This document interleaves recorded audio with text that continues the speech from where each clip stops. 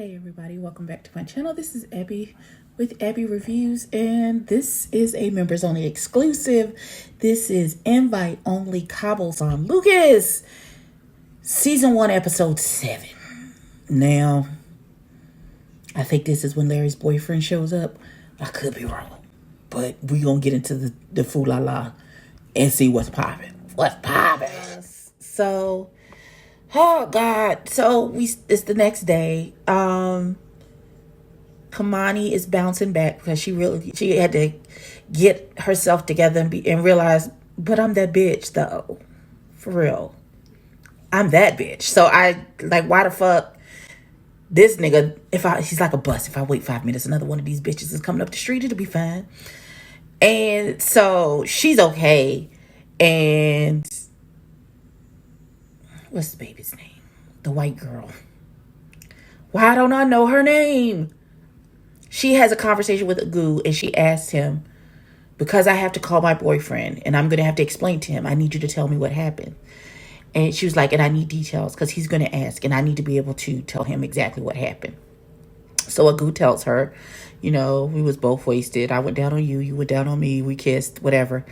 And she's like, and then what happened? She's like, Emily is very upset and disgusted with herself. And she was like, okay, thank you for telling me. And so now she has to call her boyfriend and explain to him what happened. And possibly, I'm pretty sure he's going to break up with her. That's normally what happens when you cheat. But she's got to get herself together to be able to make and fortify herself so she can make this phone call. And we're going to see what happens with that. Meanwhile, Bianca has come downstairs and this nigga is still calling her babe every 35 seconds. And she was like, and making her eggs. And he has a whole somebody else who's supposed to show up apparently in this episode. We'll see what happens. It's cause. So the love interest's name is Corey. I would let the record reflect on Wednesday, January 27th at 7:04 p.m. I was right. It is a boy. I was correct the whole time. Thank you. Hold your applause.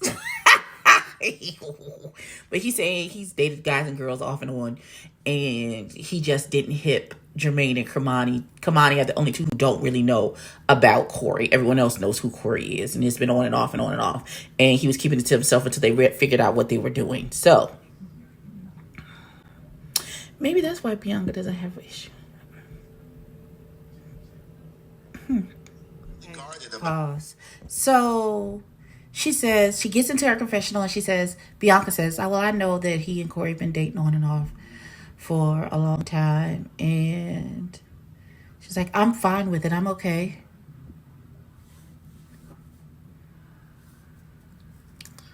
Daughter, I understand. Hell will fall down before they see you break behind it. I got you. I got you, daughter. She hurt, though. She real hurt. But you ain't gonna see that. And I respect it. Moving on. So, Emily had the conversation with her boyfriend. It didn't go well. He was very rightfully so, like, get away from him, don't talk to him, stay away from him for the rest of the trip. And she was like, don't give me an ultimatum. He was like, well, I find this unacceptable. She was like, well, you just can't tell me what to do. I don't think that's, honestly, I don't think, stay away from the person that you cheated away with me on. Doesn't seem like an unreasonable request, but not according. She's like, I can't even control. That's my issue. I can't control myself. You think I'm going to let somebody else control me? Maybe you should. And then you probably would have better. You know what? I'm going to leave that alone. He was like, fuck off. And then they hung up. So I just, listen, that sounds like it's over to me, but So Corey's coming. His birthday will be the next day. Lovely. Here's my issue. Agu is sitting out in the patio. Baby girl was sitting on the patio. Kamani would her name is Kamani. Okay, that's the right name. Kamani was sitting on the patio. And so she was minding her business. He came out. He was like, I just wanted to let you know that I am sorry about what happened. And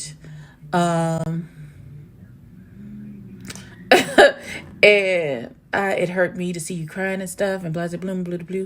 And he was like, You mad at me for a grown man who's been on vacation for 3 weeks and I can't even get a kiss from you. My nigga, what?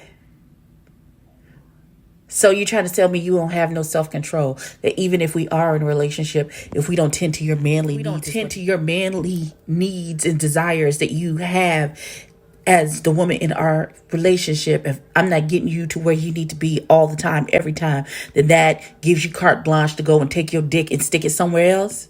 Is that what you're saying? You have no self-control over your body? Is that what you're saying? Is that what you're saying, my nigga? Is that what you're saying? Are you blaming her for the fact that you was fucking with Emily instead of just being a man and taking ownership of the bullshit that you did? Is that what the fuck we're doing? Is that what we're doing, sir? Miss me with the bullshit. Pause. So Corey has arrived. He seems like a nice young man. Everybody seems cool with his presence except for Jermaine. Jermaine is, what's the child's name? Larry's longest running friend. They've been friends for 25 years, and he's just now hearing that Corey exists. And apparently they've been dating on and off for years. So, Jermaine says, there will be interrogations done, questions asked and answered. This is going to be some shenanigans. I can't wait. Corey's been here for 35 seconds and drunk off his ass already. He's telling Bianca and Kamako that he's in love with Larry. Honestly and truly.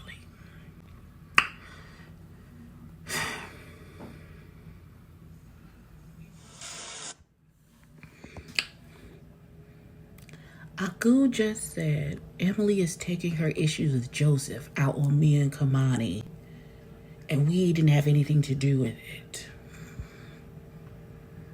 If Kamani said that would be fine. But you, as the person who she cheated with, no, sir. Kamani should be taking her shit out on you and not on Emily. And Emily should be taking her shit out on you and not on Kamani. But the women, it's always the women that have an issue with each other. And not with the nigga who is doing the bullshit.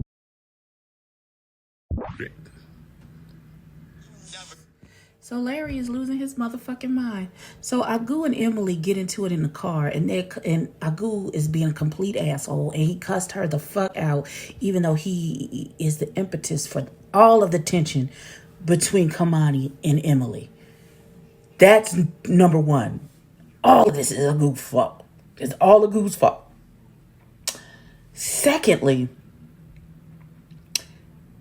so they're talking about what happened in the car ride on the way back about Agu and Emily fighting. They're telling the girls that were in the car with them what happened. And so Larry comes down and he starts screaming, I'm done with everybody. I'm done trying to fix every grown folks' problems. Nobody asked you to fix anything though. He's having a whole hissy fit. I think it's because he's had too much to drink. I think everybody just needs to go to bed at this point because you're all the end of the episode. Like I want to punch all of them. Like they're all stupid, honestly. Like I want to slap some sense into Emily and tell her to get some self-control. I want Agu not to be a complete fuckboy his whole life. Get your life together, young man. You're too old to be acting like this. You're too old. I need Larry to get himself under control. He's spinning out of control because the little boyfriend told him he loved him. And now his whole world is discombobulated. He don't know what the fuck to do with his emotions. So he just spitting them out all over. Okay, misplaced aggression. All over the place.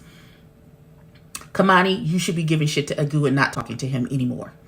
Point blank period, the end. It just is what it is.